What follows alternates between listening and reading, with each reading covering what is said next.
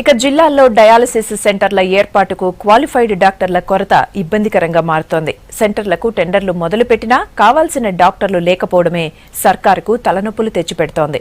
ఈ సమస్యను అధిగమించేందుకు ప్రభుత్వం ప్రత్యామ్నాయ మార్గాలు పరిశీలిస్తోంది.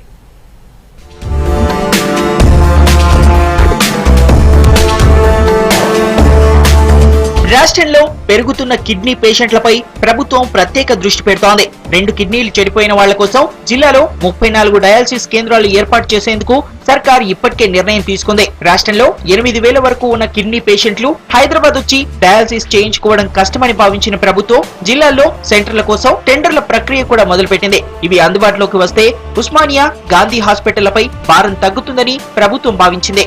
కానీ రాష్ట్రంలో ప్రస్తుతం డయాలసిస్ నిపుణులు 75 మంది ఉంటే దాదాపు 60 మంది హైదరాబాద్ లోనే పనిచేస్తున్నారు. ఈ పరిస్థితిలో జిల్లాల్లో డయాలసిస్ సెంటర్ల బాధ్యత ఎవరు తీసుకుంటారన్నదే ప్రభుత్వానికి సమస్యగా మారింది.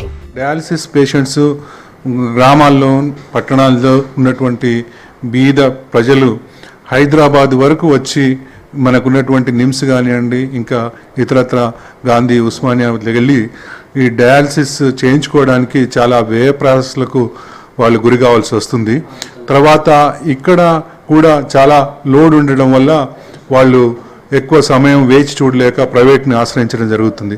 మనం వీటన్నింటినీ డీసెంట్రలైజ్ చేసి రాష్ట్ర వ్యాప్తంగా సెంటర్స్ ఏర్పాటు చేయడం వల్ల ఆ ఏరియాలో ఉన్నటువంటి ప్రజలు అక్కడికి వెళ్ళి ఈ డయాలసిస్ చేయించుకోవడం జరుగుతుంది. డాక్టర్ల కొరత సమస్యను అధిగమించేందుకు ప్రభుత్వం ప్రత్యామ్నాయ మార్గాలు వెతుకుతున్నట్టు తెలుస్తోంది. డయాలసిస్ నిపుణుల పర్యవేక్షణలో క్వాలిఫైడ్ డాక్టర్లను పెట్టి జిల్లాల్లో సెంటర్లు ఏర్పాటు చేయాలని నిర్ణయించినట్టు సమాచారం. వీటి కోసం ప్రభుత్వ హాస్పిటళ్లను ఫైనల్ చేసిన ప్రభుత్వం పీపీపీ విధానంలో ప్రైవేట్ సంస్థలతో సెంటర్లు ఏర్పాటు చేయనుంది. పేషెంట్లకు అయ్యే డయాలసిస్ ఖర్చును భరించేందుకు డిసైడ్ అయింది. నిపుణులతోనే సెంటర్లు నిర్వహిస్తామని, పేషెంట్లకు ఇబ్బందులు రాకుండా చూస్తామని చెబుతోంది.